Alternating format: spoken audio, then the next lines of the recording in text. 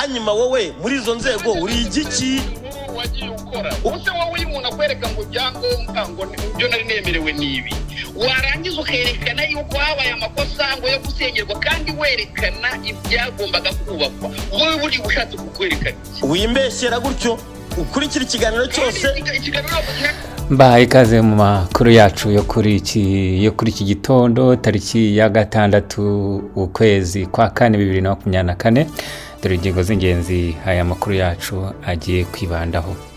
Nahiro VALENSY PAPY ndetse na Magashi bagiye kwicana bazira umwe kwitondi ikigarasha ngo nuko adakora inkuru nkuko undi yabyifuza. Magashi numwe muri zandwanye Jean Damascene Bizimana Minisitiri w'Ubumwe bw'Abanyarwanda yashize kuri internet n'urwego rw'ubutasi n'ubuvugizi bwa leta ngo bashinzwe kuvuguruza ibigarasha binenga imitegekere y'igihugu. Nyamara nago bazi gutandukanya unenga ubutegetsi ndetse n'umwanzi w'igihugu, ari naho havuka ibibazo nk'ibi aho Nahiro VALENSY PAPY Magasha munenga ku mwanzi w'igihugu akabiye ikigarashaka bakorana n'abanzi b'igihugu kubera ngo inkuru yumva zitambunyuze mu matwi. Turaza kubisubiramo muri aya makuru.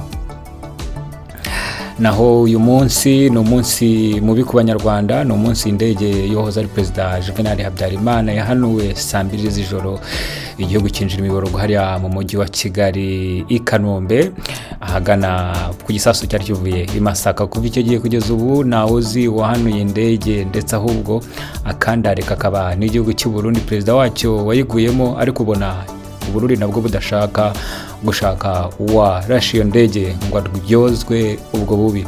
Hagati aho kandi ikibazo cya jenoside y'indege yateje nayo gikomeje kuba agaterera nzamba kuko uhereye ku nyito ukagenda ku mibare ukagenda no ku gikorwa cyagenze usanga abanyarwanda batabyumvikanaho ndetse rwose bari muri zango turwane buri gihe iyo igihe kigeze cyo kwibuka. Naho Banki nkuru y'u Rwanda yarekuye ifaranga rishya ryo kuri murandasi iri kwiga ngo uburyo yacika ibihano by'abanyamerika by'ubukungu ikoresheje za bitcoin cyangwa se electronic money. Ibi biraza kuyihira se ku mbuga nkoranyambaga hatangiye kugaragara abantu benshi bavuga ko bari kuricuruza rwose ko wagurugurisha. Abateka mutwe abasengura politiki y'ubukungu bavuga ko ibi bishobora kuzamura n'abateka mutwe mu kwiba amafaranga maze uwishoyemo agahita ahomba.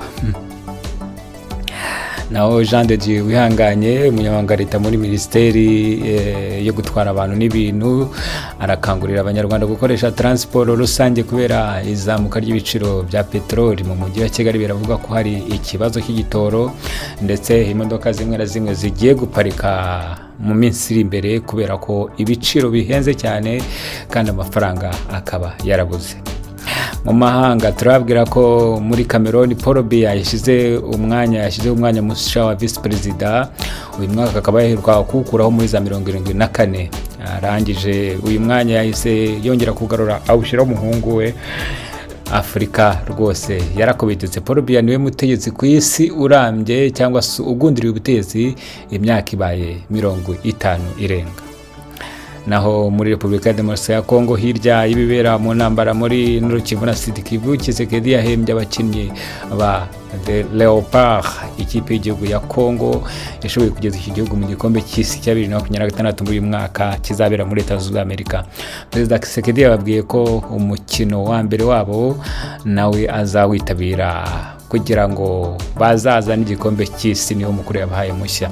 Hagati aho yabahaye ibihembo bidasanzwe ndetse abakinnyi banezerewe yari ndomboro n'umuziki muri Kinshasa.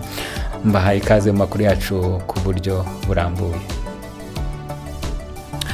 Nahiro VALENSY PAPY umunyamakuru w'ikinyamakuru cyitwa BTN ukunda kwibanda ku nkuru z'ubuvugizi bw'abaturage ago amerewe neza nyuma yo kwibasirwa n'uwitwa Magashi mu YouTuber, ariko bikanavuga ko ari ingabo irwanira igihugu kuri murandasi. Aba bagiye kwicana bazira umwe kwitundi ikigarasha ngo nuko Papi Nahiro VALENSY adakora inkuru nkuko Magashi abyifuza. Kuri Magashi ngo Nahiro VALENSY PAPY agomba kuvuga umurongo wa leta ndetse agasingiza cyane ibyo abaturage bataka akabishira ku ruhande. Magashi numwe muri zandwanye Jean Damascene Bizimana Minisitiri w'Ubumwe bw'Abanyarwanda n'uburenganzira bw'igihugu ngo yaba yarashize kuri internet n'urwego ndetse afatanije n'urwego rw'ubutasi n'ubuvugizi bwa leta ngo bashinzwe kuvuguruza ibigarasha binenga imitegekere y'igihugu. Abasengura politiki bavuga ko ibyo atari bibi kuvugira igihugu, ariko ikibazo kiri mu bwenge bw'aba bantu ndetse n'ubushishozi bafite mu rwego rwo kumenya umwanzi w'igihugu wa nyawe ndetse n'unenga ibintu kugira ngo bikosore. Aha niho basobanura ko Magashi usibye kuba atazi ibya politike, ariko atari umuntu wakwiye kujya kuri interinete ngararwanda igihugu. Uyu Magashi yashinje Nahiro VALENSY PAPY kuba umunyamakuru ubogamira ku bigarasha ndetse ngakorana n'abanzi b'igihugu. Yamushinje kujya Uganda akavugana n'abitwa ba Ezekiel nabo batavuga ubutegetsi bwa Kigali neza. Amushinja gusebya umujyi wa Kigali mu kibazo cy'uwitwa Clement, DC Clement n'ibindi. Magashi avuga ko izo nkuru Ndahiro VALENSY PAPY akwiye gusubira mu itangazamakuru. Intambara rero yarose VALENSY yamubwiye aramwiyama avuga ko bidakora. Banza ukurikira ikiganiro cyose wumve n'ubusesenguzi bwacyo kandi wigendera kuri ibyo, maze banza wumve Magashi. Maze imyaka 15 nkorera ibigo bizwi media house. Ubibona nkande wowe se? ndabibona nk'intore yose, ahubwo nk'intoragura amayogi. Ngayo nguko intambara yo kuri murandasi irakomeje muri rusange, nawe amenya aho bizahirira. Iyo usenguye politike ya FPR Inkotanyi usanga akenshi ari politike ikunda guhuza abantu bahanganye kubera kutavugwaho rumwe. Uyu munsi wa none tariki ya 6 ukwezi kwa 4 2026, imyaka ishize ari 32 nyuma yuko indege ya yohoza ari Perezida Juvenal Habyarimana ihanuwe. Ikaba yarahanuwe kuri iyi tariki saa 2 z'ijoro igihugu kinjira imiborogo. Ni Perezida wari uvuye Arusha muri Tanzania ngo mishyikirano yari igiye kuzana amahoro muri Kigali, nyamara ibindi n'ibindi. Igitangaje ariko uwahanuye indege mu myaka 30 ishize n'akaga kose muzi yazaniye Rwanda ntabwo aramenyekana. Kuva icyo gihe kugeza ubu nawe uzi rwose uwahanuye indege, ariko ibimenyetso ndetse n'abatavuga n'ubutegetsi bashinja FPR Inkotanyi na RPA kuba aribo bayihanuye. Harimo abantu nka Kayumba Nyamwasa n'abandi bashinja Perezida Paul Kagame kuba yaratanze amategeko ayihanura.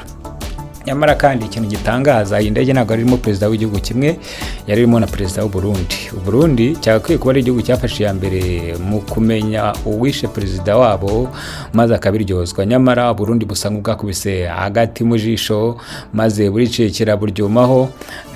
Perezida wabo wishwe ubu ntawe uzi nawe wamwishe. Hagati ariko bivuga ko iyi ndege ihanuwe ku bugambane k'amakungu cyangwa se amahanga akomeye, arimo ibyo bihugu by'i Burayi ndetse na Leta Zunze Ubumwe za Amerika. Bityo no ku rwego mpuzamahanga iyo uzanye iyi dosiye ihita ishyingurwa ndetse ugashyirwaho puresha ku rwego mpuzamahanga.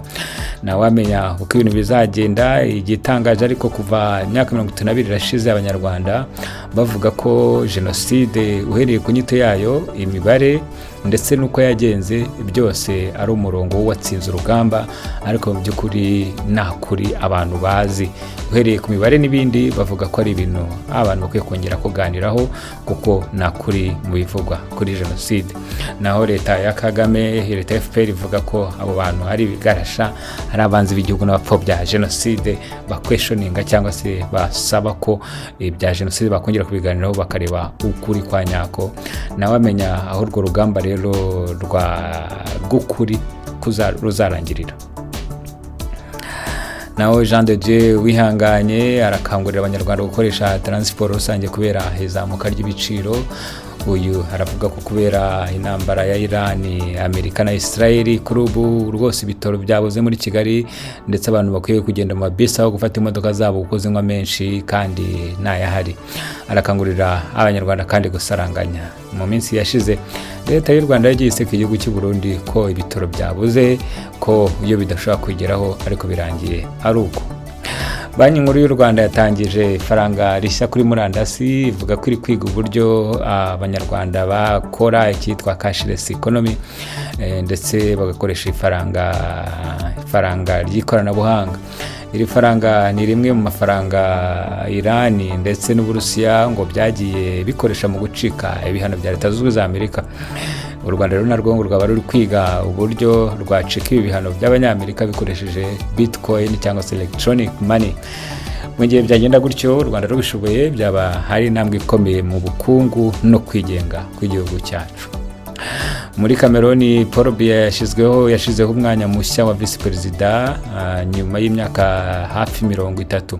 Yahise kandi uyu mwanya ushyiramo umuhungu we.